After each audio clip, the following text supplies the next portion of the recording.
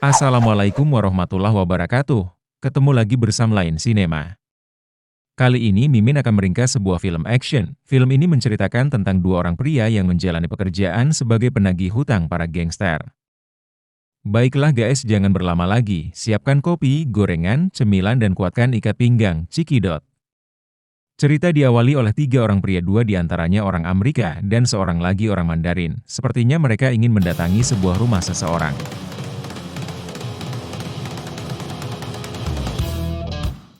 Akhirnya tiga orang tadi sampai dan masuklah ke sebuah rumah, dan ternyata itu adalah tempat latihan bela diri. Orang Mandarin tersebut langsung to the point kepada pemilik tempat itu, kita sebut saja namanya Francis.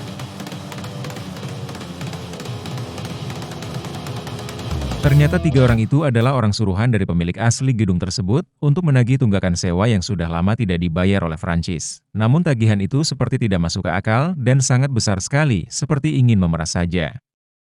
Sebenarnya tidak terlalu jadi masalah, namun yang membuat Francis marah adalah dikarenakan tiga orang itu masuk ke ruangan tanpa melepas sepatu mereka. Di sana Francis sangat tersinggung dan sangat marah. Akhirnya mereka berdua dengan persyaratan, kalau tiga orang itu kalah mereka harus pergi dan jangan kembali. Namun kalau Francis yang kalah, maka ia akan pindah saat itu juga. Tak lama pertarungan pun terjadi di antara mereka.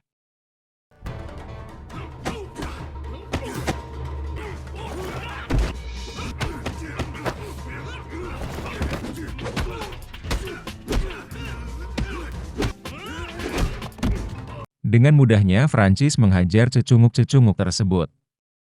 Dan mereka pun pergi dengan tangan hampa. Amanlah dari penagih sewa untuk saat ini. Keesokan harinya Francis mencoba untuk minta tolong dengan seorang teman, kita sebut saja namanya John. Francis mencoba untuk meminjam uang untuk membayar semua sewa tunggakannya. Sangat sedih sekali kalau tempat itu diambil oleh orang lain, sedangkan aku merenovasinya dari awal, ungkap Francis kepada John. Namun John sepertinya tidak banyak membantu, namun Francis terus mendesak, pekerjaan apa saja akan ia lakukan untuk mendapatkan uang untuk saat ini. Akhirnya John memberikan solusi agar Francis mencoba menemui Big Tommy untuk sebuah pekerjaan. Big Tommy ini adalah seorang gangster kawakan yang ada di kota itu. Big Tommy pun langsung menjelaskan pekerjaan apa yang harus Francis lakukan, tidak ada pilihan lain, Francis pun mengambil pekerjaan itu, walau sedikit penuh resiko dan adu fisik. Keesokan paginya terlihat Francis dengan setelan jas yang sangat keren sekali. Ia menemui rekan kerjanya yang tidur di dalam mobil klasik, kita sebut saja namanya Sue. Mereka pun langsung saling berkenalan satu sama lainnya.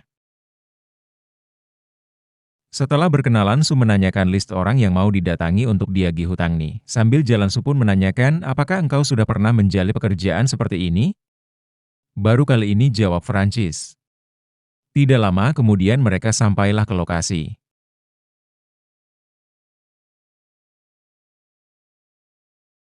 Tanpa panjang lebar Francis pun langsung menggedor pintu rumah dan dibuka oleh seorang perempuan yang sangat seksi sekali dengan hanya menggunakan baju kaos dan celana dalam saja. Sedangkan orang yang mereka cari sedang panik di dalam rumah.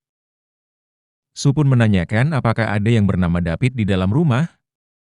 Wanita itu pun menjawab, engkau salah alamat. Padahal Su dan Francis tadi mendengar dari luar kalau ada suara laki-laki di dalam rumah tersebut, dan itu pun membuat Su sangat kesal. Akhirnya pintu rumah pun ditendang oleh Francis. Wanita seksi itu pun terpental jatuh ke lantai. Mereka pun masuk dan ternyata David dan temannya melarikan diri lewat pintu belakang rumah dengan membawa sepucuk pistol. Kejar-kejaran antara penagih hutang dan David pun terjadi. Tidak butuh waktu lama bagi Francis dan Su untuk melumpuhkan dua pemuda cupu tersebut. Engkau harus memikirkan hutang $17.500, ungkap Su, kalau tidak engkau akan binasa. Setelah memperingati dan menghajar David dan temannya, Su dan Francis pun pergi untuk mendatangi target berikutnya. Inilah pekerjaan kita untuk mendapatkan upah yang cukup lumayan, ungkap Su kepada Francis. Penuh dengan kekerasan dan energi. Benar sekali, ungkap Francis, aku melakukan pekerjaan ini demi untuk membayar sewa tempat latihan bela diriku. Oke, mari kita selesaikan tugas kita dan mendapatkan upah agar kita bisa berfoya-foya, ungkap Su. Lalu mereka bergegas menuju lokasi berikutnya. Su dan Francis pun sampai di sebuah kantor kepunyaan dari Benny. Ternyata Benny ini mempunyai hutang kepada Big Tommy sebesar $20.000 yang sudah lama tidak dibayar. Su dan Francis pun masuk dan menanyakan keberadaan Benny. Ternyata yang keluar dari dalam Yang keluar dari dalam ruangan itu adalah pengawal Benny yang berbadan besar tinggi berkulit hitam. Su pun mundur dan ia pun menyuruh Francis untuk menghadapi monster tersebut. Sementara Francis bertarung, Su masuk ke ruangan Benny dan menagih hutang yang bernilai $40.000.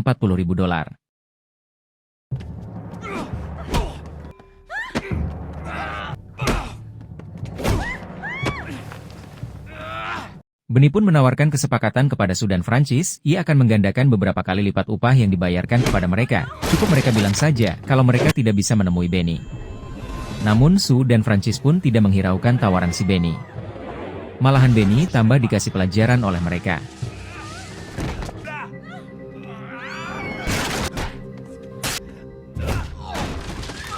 Francis pun berhasil mengalahkan dua orang pengawal tersebut.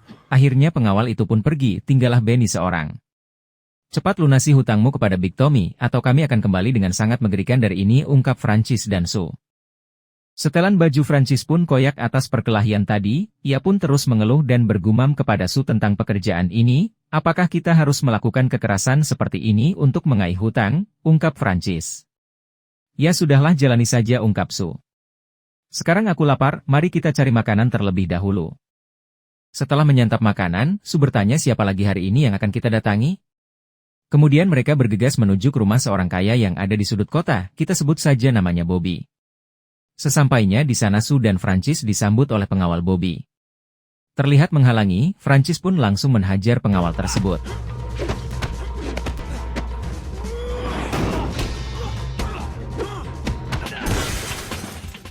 Setelah itu Su dan Francis pun masuk dan melihat Bobby sedang bersantai bersama seorang wanita di halaman belakang rumah Bobby. Tanpa basa-basi Su pun langsung menanyakan soal utang piutang dan meminta segera dibayar hari ini juga. Bobby pun berusaha mengelak dengan mengatakan kalau uangnya sedang tidak ada. Namun Francis pun tidak percaya begitu saja. Telah menggunakan set kit kekerasan, akhirnya Bobby pun menyerah dan memberikan uang kepada Francis. Selagi Francis di dalam rumah, ternyata Su pun melakukan adegan ewek-ewek kepada wanita yang bersama Bobby tadi. Setelah Francis mendapat uang, dan Su sudah puas dengan nafsunya, mereka pun pergi dari kediaman si Bobby. Sewaktu di perjalanan pulang mereka dihadang oleh anak buah Bobby, ayolah kita langsung aja, karena mereka ini bukan bagian dari rencana kita, ungkap Francis. Namun Su pun menolak, gengsilah kita kalau lari, apa kata dunia nantinya. Dengan begitu Francis pun tak bisa lagi menolak, dan pertarungan terjadi. Setelah itu mereka langsung pulang ke rumah masing-masing dan beristirahat. Pekerjaan di hari pertama ini sungguhlah membuatku lelah, ungkap Francis. Hari pun berganti, pagi pun datang menampakkan wujudnya. Su dan Francis pun pergi ke kantor untuk menemui Big Tommy. Setelah mereka menerima upah untuk pekerjaan kemarin, Big Tommy pun langsung menawarkan pekerjaan kembali. Namun pekerjaan ini lebih sulit, namun upahnya cukup besar. Mendengar itu Su dan Francis pun langsung menerimanya. Tak lama kemudian, Big Tommy, Su dan Francis langsung menuju ke sebuah rumah bos gangster yang sangat berkuasa, kita sebut saja namanya Barbosa. Sesampainya mereka di sana, terlihatlah beberapa gadis yang berada di kolam renang dengan santai dan memakai bikini, membuat Su sedikit konak akan gadis-gadis itu. Mereka pun masuk ke ruang tamu di mana di sana telah menunggu Barbosa dan beberapa anak buahnya dan gadis-gadis cantik yang siap diewek kapan saja. Barbosa pun langsung ke inti masalahnya. Barbosa meminta Big Tommy untuk mencari seorang yang telah mengambil uang Barbosa dengan jumlah yang cukup banyak. Aku akan memberikan upah yang banyak kepada kalian jika kalian berhasil menghabisinya, kita sebut saja namanya Didi. Big Tommy pun menyetujuinya dan segera menyuruh Francis dan Su untuk bergerak mencari Didi. Barbosa hanya memberikan satu petunjuk di mana mereka harus memulai mencari si Didi ini. Pertama mereka berdua mendatangi sebuah bar dan menanyakan di mana keberadaan si Didi ini, karena info awal yang dikasih oleh Barbosa adalah, di bar inilah terakhir kali Didi berada. Su pun langsung bertanya kepada pemilik bar, dan menanyakan di mana keberadaan Didi. Lagi-lagi harus dengan kekerasan barulah mereka mendapatkan alamat di mana Didi tinggal saat ini. Selagi Su bertanya, Francis pun sedang sibuk dengan urusannya. Setelah mendapatkan alamat Didi, mereka pun meninggalkan tempat itu. Mereka berdua pun akhirnya sampai di alamat yang mereka dapat tadi. Setelah masuk ke kamar tersebut, Su langsung bertanya di mana Didi. Lalu pria yang ada di dalam kamar itu mengatakan kalau Didi sudah tidak tinggal di sini lagi. Su pun menjadi marah dan memukul laki-laki itu. Lalu laki-laki teman si Didi ini bertanya, apakah kalian utusan dari seorang gangster bernama Barbosa? Apakah kalian akan menghabisi si Didi? Jangan kalian habisi si Didi. Didi ini adalah seorang pria dan seorang ayah yang baik untuk anak-anaknya sambil ia menunjukkan foto Didi bersama anaknya. Sue dan Francis pun tidak terbawa suasana ini, mereka terus memaksa meminta alamat Didi yang lain, dan akhirnya pria itu memberikan alamat kepada Francis dan Sue. Tanpa panjang kali lebar mereka pun segera pergi dan mencari alamat Didi yang mereka dapatkan tadi. Lagi-lagi Sue dan Francis mendengarkan perkataan yang sama dari pria tadi. Apakah kalian utusan dari Barbossa? Ungkap wanita Jepang yang ada di dalam ruangan itu. Apakah kalian akan menghabisi Didi? Walaupun aku tahu alamat Didi, aku tidak akan memberitahukannya kepada kalian, ungkap sang wanita. Didi itu pria yang baik, dia mengambil uang milik Barbossa bukanlah untuk dirinya sendiri, namun ia membantu kami di sini agar bisa bertahan hidup. Karena kami adalah orang-orang yang pernah disakiti oleh Barbossa, uang kami habis dirampas dan saudara-saudara kami banyak menjadi korban atas perintah Barbossa. Tiba-tiba muncullah anak Didi dari dalam kamar, akhirnya mereka menunda untuk menghajar si Didi. Lagi-lagi Didi menceritakan yang sebenarnya terjadi dan semua kejahatan-kejahatan Barbossa yang telah banyak menelan korban. Francis dan Sue pun menjadi bingung, di satu sisi mereka sedang melaksanakan tugas mereka, di sisi kemanusiaan mereka berontak atas kejahatan-kejahatan Barbossa yang mereka dengar dari Didi. Pada akhirnya mereka tidak jadi menghabisi Didi. Mereka berdua pun turun dari ruangan Didi dan bertemu wanita yang berada di rumah Barbossa waktu itu, sebut saja namanya Amanda. Lalu Amanda pun menceritakan semuanya, dan ia juga membongkar kalau dirinya adalah agen FBI yang sedang menyamar di rumah Barbossa. Setelah mendengar itu, barulah Francis dan Sue percaya. Tiba-tiba Sue dan Francis mendengar suara beberapa orang di lantai atas atau di ruangan Didi. Mereka berdua pun langsung naik kembali, dan benar saja apa yang mereka lihat, ternyata gerombolan Barbossa dan anak-anak buahnya yang sedang mencari Didi. Ternyata Barbossa ini mengikuti perjalanan Sue dan Francis, hingga sampai ke rumah Didi ini. Niat Barbossa juga sepertinya ingin menghabisi Francis dan Sue, karena dinilai mereka telah banyak tahu tentang Barbossa. Di bawah terlihat Amanda sedang meminta bantuan kepada polisi setempat. Pertempuran baku tembak pun terjadi di ruangan si Didi.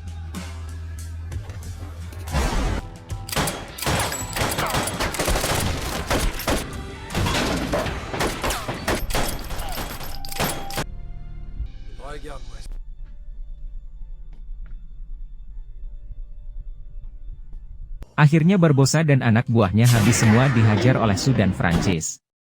Tak lama kemudian datanglah bala bantuan dari polisi. Akhirnya kejahatan Barbossa terbongkar semua.